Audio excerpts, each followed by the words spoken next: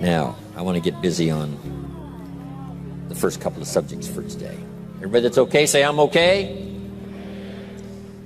Here's the first subject that I've found so interesting. I want to share it with you. Then I want to talk about personal development, the subject that I started listening to age 25 that revolutionized my whole life, from my mentor, Mr. Earl Schoaf. Here's an interesting subject. Just jot it down now. It's called Enlightened Self-Interest. Enlightened self-interest. It's a fascinating study to study the idea of self-interest. But just make this note, all of us, have self-interest. The key is for it to be enlightened so that everybody wins and no one loses. Our first interest is to survive.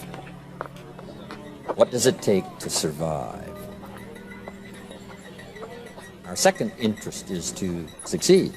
What does it take to succeed? What does it take for me personally to survive and to succeed? Can I legitimately be interested enough in the things that help me both succeed and survive? And here's what I discovered. The answer is yes.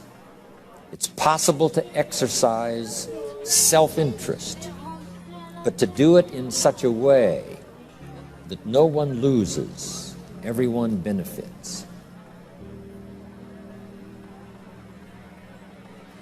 Key phrase: life was not designed to give us what we need. Life was designed to give us what we deserve. We do not reap a harvest in the fall because we need it. We reap a harvest in the fall because we deserve it.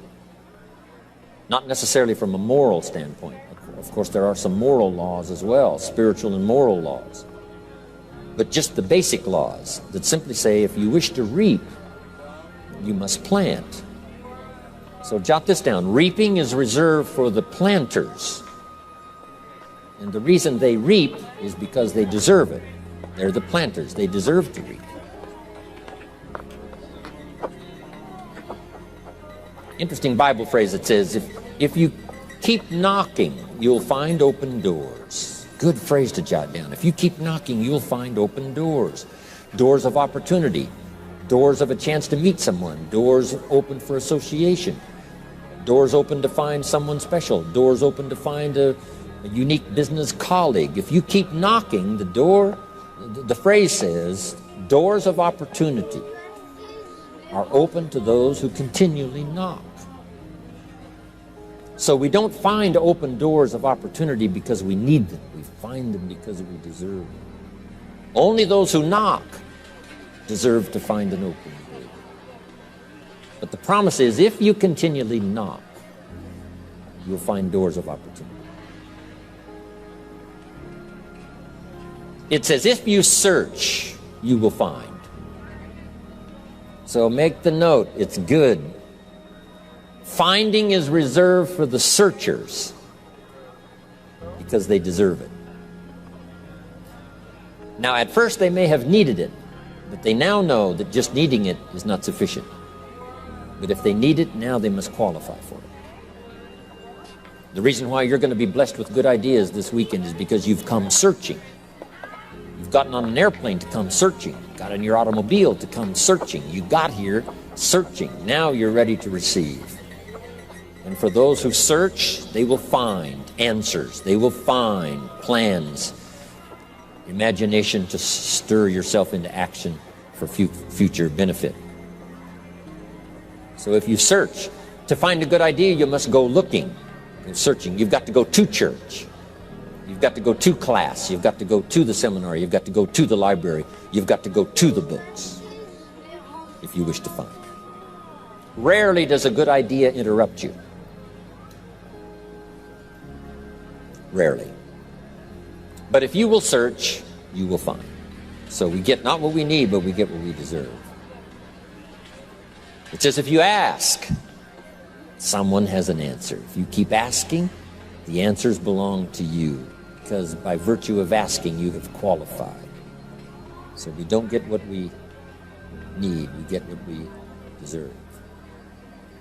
The mother on welfare should be taught in some small manner that hopefully she can begin deserving the welfare check. Not getting it because she needs it, but now starting to get it because she deserves it. If the welfare worker says to Mary, Mary, I brought a bucket of paint and a paintbrush, and the next time I come, if the door is painted and the fence here in front is painted, I give you the check for $450. Not that painting the door and painting the fence is worth $450. It's not worth that much, but it is the beginning of the process. So make that note. I want to begin the process of deserving. What would that be? What process should I begin engaging in to deserve good health, to deserve a good relationship, to deserve prosperity, to deserve an enterprise, to deserve the opportunity to build a city? What must I do to begin the process of deserving? So now the welfare worker comes back and the door is painted and the fence is painted, and now Mary gets the $450 to help take care of her children, not because she needs it, but because she's beginning to deserve it. Then the welfare worker thinks of some other project. She said, Mary, if these weeds are gone and this little garden is cultivated, when I come back, now that the door is painted and the fence is painted, if the weeds are gone and this little garden is cultivated, you get the $450. And step by step, a new life is emerging, learning the process of deserving it, not just needing. We teach our children at home, right? Child says, I need $10. So that language doesn't work here. There's plenty of money here, and the vaults are full. But to say I need $10 is not how you open the vault. So the child says what? Wow, how can I get that $10 that I need? So here's what they learn to say. How could I earn $10? Now the vault opens up. Now the money starts to flow. How could I earn $10? What could I do to earn the money? Not to get the money because you need it. Maybe you need the money. That's, all of us have needs. But here the key is to figure out how to open the vault, how to open the bank, how to open this unbelievable flow of resources to come our way. And here's the key: to deserve it, not to need it. You can't walk out to the field and say to the field, I need a crop. Here's what the field says. Here's what the ground says. Who is this clown that brings me his need but brings me no seed? So jot that down. Take your seed to the marketplace, not your need. Don't disclose your need to the marketplace, only your willingness. We'll talk about that a little later today. Because the marketplace is not interested in your need, but they are interested in your seed. They're interested in your willingness to work. They're interested in your disciplines. They're interested in your eagerness. They're interested in your vitality and your work ethic. That's what the marketplace is interested in. Not your need, but your seed. We get what we deserve. Old Testament God says, if you'll move toward me, I'll move toward you. See, that's how you get those occasions to meet God. You must make the move. God could say, you don't move, I don't move. You say, well, that's arbitrary. Well, when you're God, you can make it that way.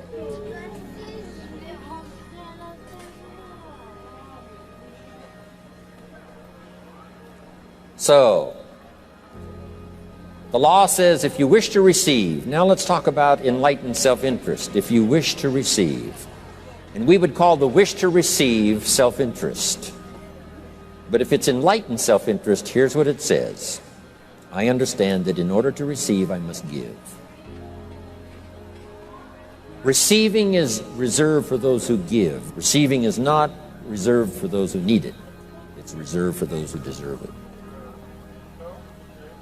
We deserve the receiving by giving.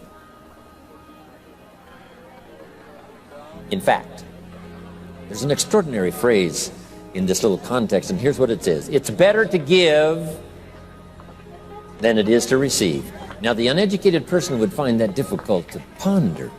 Why would it be better to give than it is to receive? So let me give you one of the better phrases for the day. Here it is.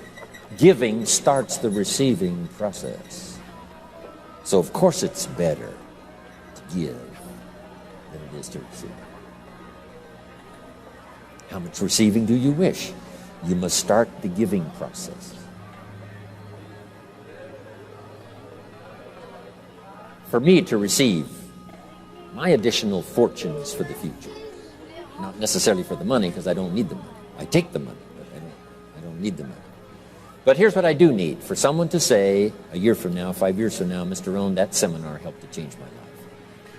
And for whatever reason, I was brought here to this place for this time. And later someone says that. See, to receive that kind of thanks, it's unbelievable. Here's what you cannot buy. That kind of thanks. You can't buy it with money. You have to earn it.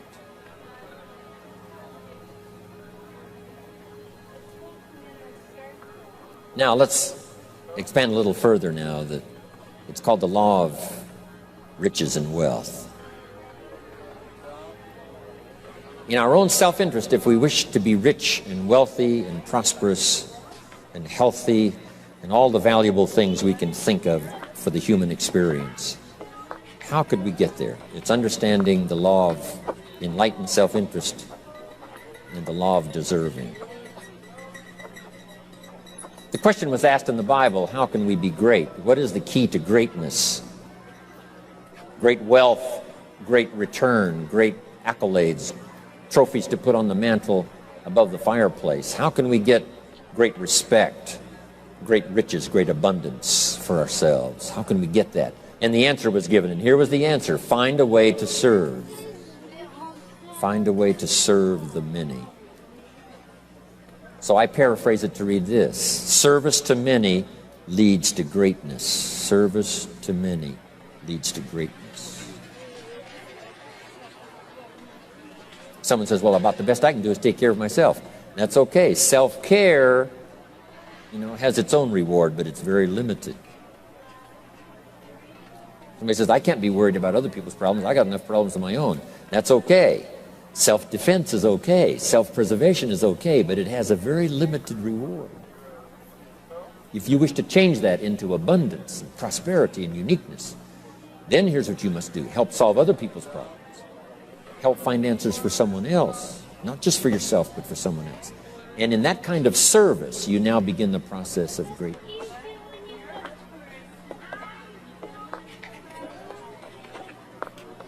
Someone asked the question, how can I be ruler over many?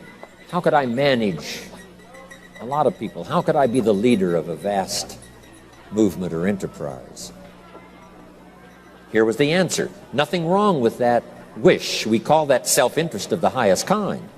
Wishing to be the manager, the ruler, wishing to be presiding over many people. Here was the answer. Be faithful when the amounts are small. Be faithful when there's just a few. Be disciplined when there's only a few. That starts to entitle you to someday be ruler over many. You say, well, if I had a big organization, I'd really run it with a strong hand and I'd be a fabulous leader. But I've only got a few and I don't know where they are. See, that's not going to work. If you wish to preside over riches, you must start when the amounts are small. Someone says, oh, if I had a fortune, I'd really take good care of it, but I've only got a paycheck, I don't know where it goes. See, not knowing where it goes disqualifies you now for presiding over the fortune. We've all heard that, right? I don't know where it all goes. Did you ever hear that expression? Oh, we'd love to have you run the company. You don't know where it all goes. Somebody says, it just gets away from me. Oh, we'd love to have you run the world, right? It just gets away from you. Somebody says, it's only pennies and it's only a few. Here's where you begin to qualify for abundance and riches and greatness and respect, is to be disciplined when the amounts are small. Someone finds it unique, right, that this many people would come and hear what I've got to say for a whole weekend, but this is not where I started. I started with just a few, but I was so on fire with the few, trying to translate for them in my awkward ways back then. what had happened to me. My life got changed, my income got changed, my health got changed, everything got changed for the better. And now I've lived the most extraordinary life. But it started with my passion for just a few, to translate for just the few. Someone says, well, there's just a few here. You know, does this meeting matter when there's only a few? And the answer is yes. Jot this down. You never know who's in the audience, whether it's a few or 1,000 or whatever. But you got to be faithful when there's just a few. Tell your story when there's just a few. Be just as passionate about ideas that can change someone's life when there's just a few. Now you begin. You're not fully qualified, but you begin the qualification to someday speak to many. Someday preside over a vast crowd. Someday be the manager or the leader of millions. It starts in those early days. To deserve it,